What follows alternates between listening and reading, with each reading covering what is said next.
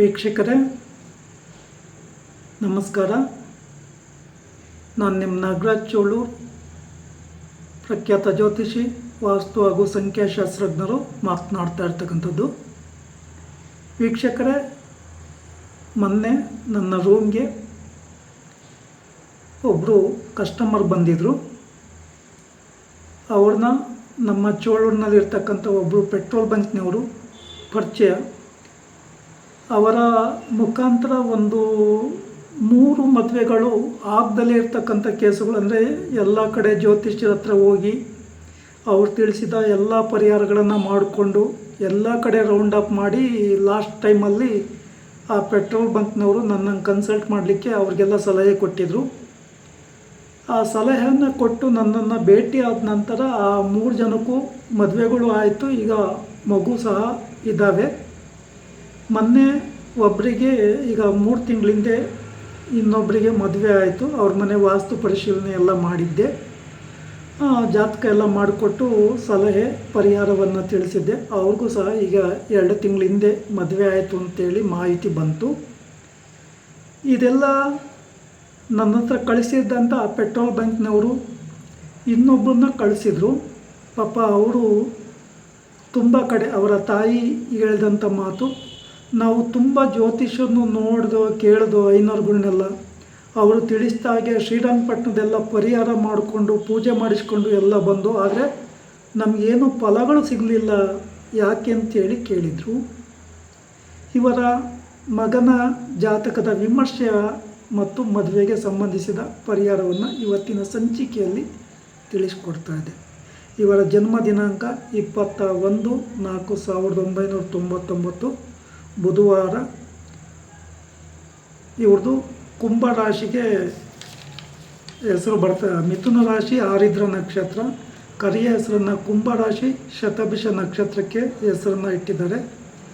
ಮಿಥುನ ಲಗ್ನ, ಲಗ್ನದಲ್ಲೇ ಚಂದ್ರ, ರಾಹು ಕಟಕ ರಾಶಿಯಲ್ಲಿ, ಕುಜ ತುಲಾ ರಾಶಿಯಲ್ಲಿ ಸ್ಥಿತರಾಗಿದ್ದಾರೆ. ಕೇತು ಮಕರ ರಾಶಿಯಲ್ಲಿ, ಬುಧ ಗುರ ದಶಮದಲ್ಲಿ ಸ್ಥಿತರಾಗಿದ್ದಾರೆ. ರವಿ ಶನಿ 11ನೇ ಮನೆ ಮೇಷ ರಾಶಿಯಲ್ಲಿ ಸ್ಥಿತರಾಗಿದ್ದಾರೆ. ಶುಕ್ರ ವೃಷಭ ರಾಶಿಯಲ್ಲಿ ಸ್ಥಿತನಾಗಿದ್ದಾರೆ. ಇಲ್ಲಿ ಇವರಿಗೆ ಕುಂಭ ರಾಶಿ ಶತಭಿಷ ನಕ್ಷತ್ರದ ಹೆಸರನ್ನು ಕಡಿಯೋದ್ರಿಂದ ಸಾಡೆ ಸಾತಿಯ ಶನಿ ಪ್ರಭಾವ ಪ್ರಾರಂಭ ಆಗಿ 7.5 ವರ್ಷ ಆಗಿದೆ. ಇವರ ಮಗನ ಜನ್ಮ ದಿನಾಂಕವನ್ನು ತಿಳಿಸಿ ಕೆಲವು ಕಡೆ ಜಾತಕದ ವಿಮರ್ಶೆಯನ್ನು ಕೇಳಿದರೆ ಅವರು ಏನೂ ವಿಮರ್ಶೆಯನ್ನೇ ಹೇಳಿಲ್ಲ. ಆ ಪೂಜೆ ಮಾಡಿಸಿ ಈ ಪೂಜೆ ಮಾಡಿಸಿ ಅಂತೇಳಿ ಶ್ರೀರಂಗಪಟ್ಟಣ ಎಲ್ಲ ಕಳಿಸಿ ಪೂಜೆ ಮಾಡಿಸಿದ್ದಾರೆ. ಇನ್ನೂ ಕೆಲವು ಕಡೆ ಕೇಳಿದರೆ ಏನು ಫಲಗಳು ಸಿಗ್ತಲೇ ಇದ್ದಾಗ ಈಗ ನಾನು ಹೇಳಿದಂಥ ಪೆಟ್ರೋಲ್ ಬಂಕ್ನವ್ರ ಹತ್ರ ಹೀಗೆ ಮಾತುಕತೆ ಅವ್ರ ಜೊತೆ ಅವರು ಮಾತಾಡಬೇಕಾದ್ರೆ ನನ್ನನ್ನು ಭೇಟಿಯಾಗಲಿಕ್ಕೆ ಕಳಿಸಿದರು. ಇವರ ಮಗನ ಜಾತಕವನ್ನು ನೋಡಿದಾಗ ಸಪ್ತಮಾಧಿಪತಿ ಗುರು 10ನೇ ಮನೆಯಲ್ಲಿ ಸ್ವಕ್ಷೇತ್ರದಲ್ಲಿ ಬಲಿಷ್ಠನಾಗಿದ್ದಾನೆ. ಅಂದರೆ ಒಳ್ಳೆಯ ಹುಡುಗಿ ಸಿಗಬೇಕು, ಮದುವೆ ಆಗಬೇಕು. ಆದರೆ ಇಲ್ಲಿ ಸಾಡೆ ಸಾತಿ ಶನಿ ಪ್ರಭಾವ ಕರಿಯ ಹೆಸರಿಗೆ ಇದೆ. ಹಾಗೆ ಲಗ್ನವನ್ನು ಶನಿ ಭಗವಾನರ 3ನೇ ದೃಷ್ಟಿಯಿಂದ ನೋಡೋದ್ರಿಂದ ಯಾವುದೇ ಫಲಾಫಲಗಳನ್ನು ಈ ಶನಿ ಭಗವಾನರು ಕೊಡ್ತಾ ಇಲ್ಲ. ಅಂದರೆ ಮಿಥುನ ಲಗ್ನಕ್ಕೆ 8ನೇ ಅಧಿಪತಿಯಾದಂಥ ಶನಿ ಭಗವಾನರು 8 ಮತ್ತು 9ನೇ ಅಧಿಪತಿ ಆಗ್ತಾರೆ. ಹಾಗಾಗಿ ಶನಿ ಭಗವಾನರ ದೃಷ್ಟಿ ಜಾತಕದಲ್ಲಿ ಲಗ್ನವನ್ನು ನೋಡೋದ್ರಿಂದ ವಿವಾಹಾದಿ ಕಾರ್ಯಗಳು, ಅಂದರೆ ಇವರು ಯಾರಿಗೇನೇ ಸಜೆಷನ್ ಕೊಟ್ಟು ಯಾರಿಗೆ ಹೆಲ್ಪ್ ಮಾಡಿರೋ ಅವ್ರಿಗೆಲ್ಲ ಒಳ್ಳೆಯದಾಗ್ತಾ ಇದ್ರೆ, ಆದರೆ ಇವರಿಗೆ ಸಂಬಂಧಿಸಿದ ಫಲಾಫಲಗಳು ಏನೂ ಸಿಗ್ತಾ ಇಲ್ಲ. ಜಾತಕ ಸಹ ಮಾಡಿಸಿರಲಿಲ್ಲ. ಸೊ ಅದಾದ ನಂತರ ಇಲ್ಲಿ ಸಪ್ತಮ ಸ್ಥಾನವಾದಂಥ ಧನುಸ್ಸು ರಾಶಿ ಪಾಪಗ್ರಹಗಳ ಮಧ್ಯದಲ್ಲಿ ಇದೆ. ಆ ಕಡೆ ಕೇತು, ಈ ಕಡೆ ಕುಜ ಇರೋದ್ರಿಂದ ಸುಲಭವಾಗಿ ಮದುವೆ ಆಗಲಿಕ್ಕೆ ಬಿಡ್ತಾ ಇಲ್ಲ. ಶನಿ ದಶೆ ನಡೀತಾ ಇದೆ 2038ರವರೆಗೆ.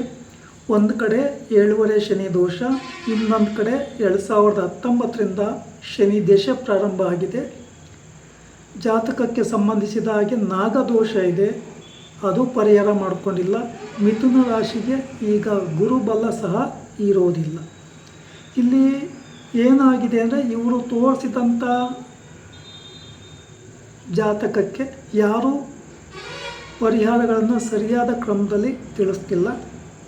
ಕಡೆಯಲ್ಲಿ ಇದನ್ನೆಲ್ಲ ಬಿಡಿಸಿ ಹೇಳಿದಾಗ ಅನಂತರ ಅವರು ಜಾತಕವನ್ನು ಮಾಡಿಸಿಕೊಂಡು ವಿವಾಹಕ್ಕೆ ಸಂಬಂಧಿಸಿದ ವಿಚಾರವನ್ನು, ಅಂದರೆ ಇವರಿಗೆ ವಿವಾಹ ಮಾಡಿದರೂ ಇಲ್ಲ ಇವ್ರಿಗಾಗಲಿ ಅಥವಾ ಮದುವೆಯಾದ ಹುಡುಗಿಗಾಗಲಿ ಮರಣ ಆಗುವ ಸಾಧ್ಯತೆ ಈ ಜಾತಕದಲ್ಲಿ ಕಂಡುಬರ್ತದೆ.